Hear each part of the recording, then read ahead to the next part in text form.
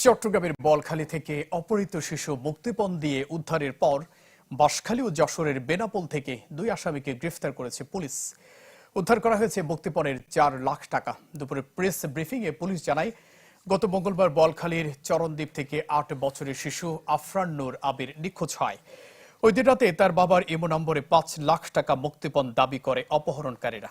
দাবি অনুযায়ী 4 লাখ টাকাও পাঠান তিনি। পরদিন চাঁদগাঁও বাহির সিগন্যাল এলাকা থেকে উদ্ধার হয় আবির।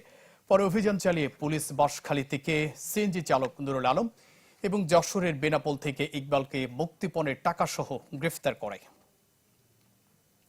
আমরা দুজনকে গ্রেপ্তার করেছি এবং আমাদের অভিযান চলমান।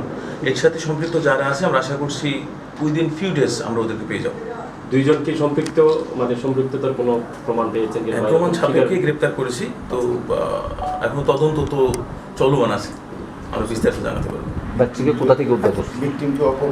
কোন জায়গা থেকে গাড়িটা উদ্ধার করছে? আচ্ছা, আরেকটু ভুলে গেছিলাম, একই সাথে ওই যে গাড়িটা ব্যবহার করছিল অপহরণের কাছে, সেই সিএনজিটা আমরা উদ্ধার করতে সক্ষম হয়েছি। আর উদ্ধারটা করছি চাঁদগাঁও এরিয়া থেকে। এবার আমাদের ওখানে বাঁশখালী থানাও আমাদের হেল্প করছে। ও আসামিদের নাম? আচ্ছা, আমরা যাদের গ্রেপ্তার করেছি দুজন আসামি মূলত, একজন আছে ড্রাইভার আলম, ড্রাইভার নামে পরিচিত, আর একজনকে আমরা পেয়েছি ইকবাল নাম, ইকবাল হোসেন, যশোরের বাড়ি না?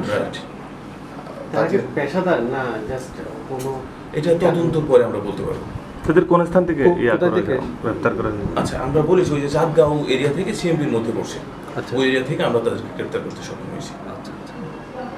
চারটা বিষয় যে টাকা দিয়ে মুক্তিপণ দিয়ে তো উদ্ধার করছেন। আচ্ছা, এটা কিছু বিষয়ে কৌশল থাকে, হয়তো আমরা তদন্ত শেষ করে আমরা আপনাদের ইন ডিটেল বলতে পারবো।